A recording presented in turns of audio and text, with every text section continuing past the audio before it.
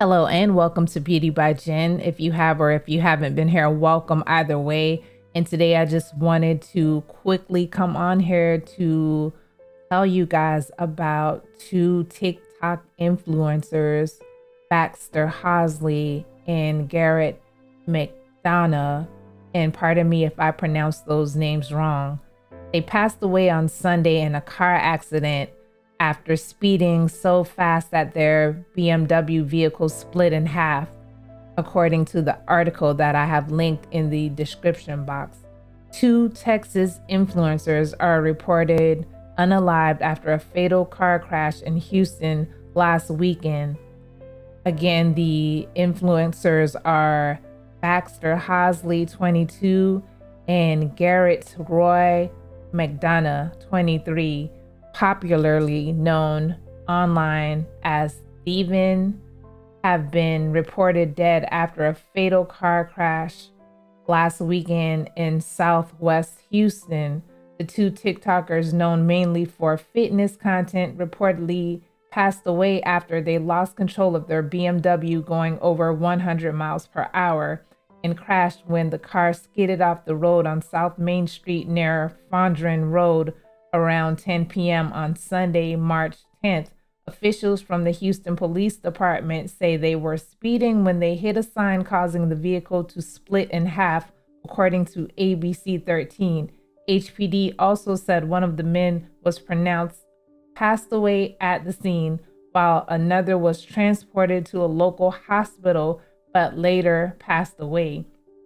EchoVision, a health and supplement company that Hosley and Donna worked for, confirmed their tragic passing away in a heartfelt message on Instagram Wednesday onside the Hosley and Donna families. We are all mourning the loss of Garrett and my son Baxter from the last weekend, Hosley's dad said. We all will miss them and we love them very much. I want to thank the people of EchoVision for being Baxter's friend.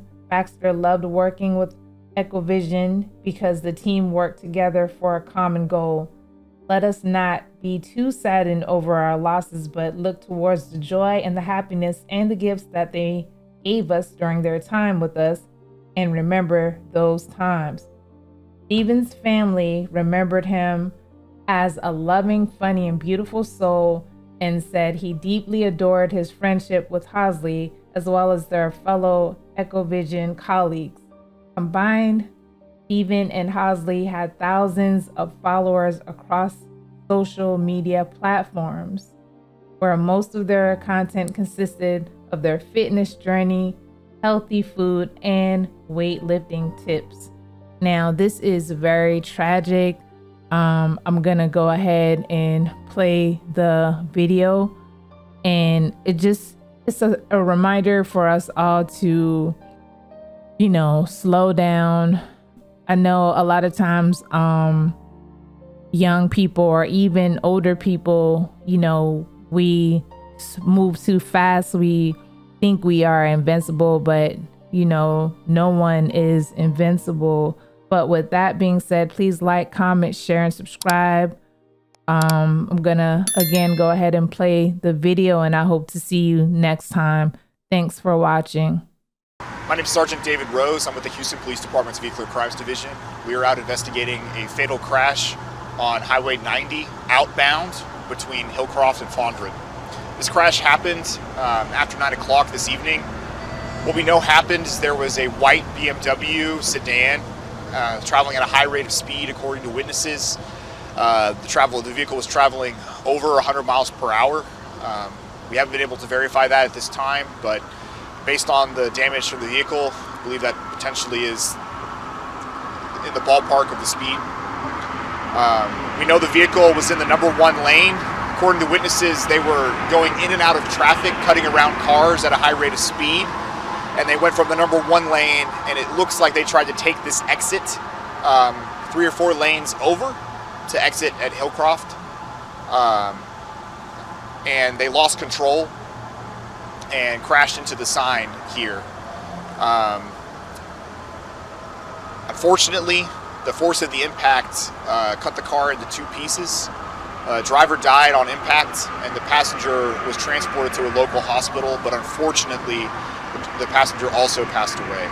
At this time, we don't have a firm identity on either of the people involved in the crash. There are catastrophic injuries to the driver, and so I can't even tell you a race. I do know he's a male, an adult male. I will say that the passenger is also an adult white male. Once again, I cannot confirm an ID. The medical examiner is going to have to make the identification to the next of kin on this. So if you believe that you know the people involved, please contact the Harris County Medical Examiner's office, and they'll be able to get in touch. This crash, very preventable. We know they didn't hit a wall, they didn't hit another vehicle. They were just traveling at a very high rate of speed, and had they been driving anywhere close to the speed limit, the injuries on this crash, I'm confident in this type of vehicle, would have not been fatal. Were there any signs of alcohol in the cans as well? There's no signs of alcohol that I can see. There's no odor of alcohol coming from the vehicle, but ultimately that's going to be something that's going to be in the autopsy. There's no overt signs of that at this time. The number one factor in this crash is speed. So no other passengers, no other vehicles involved? Just the driver and the passenger, and unfortunately they both died from injuries related to the crash. You know, Sunday night, right at the end of rodeo, and it's a straight shot to the rodeo. Is it possible that they were coming from there? It's possible. Ultimately, I don't know where they were coming from. I do know they were traveling outbound, so it's possible. But I can't really. I don't want to make a speculation.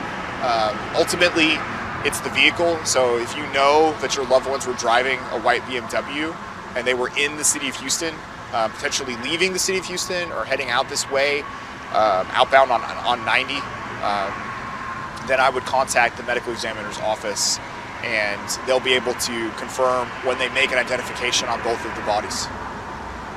And do you know how long the roadway is going to be closed for, Sergeant? We were waiting on the medical examiner to arrive. Once they arrive, the driver has to be extricated. They have to cut the car more for us to get him out of the vehicle. So probably in the next hour and a half, this will be clear. Because the damage to the vehicle, it's cut in half. So it's going to potentially take whatever wrecker arrives to take the car a substantial amount of time to clear this. But I'm hoping that we'll be out of here in the next 2 hours. Thanks, Sergeant. Thanks, Sergeant. Yeah.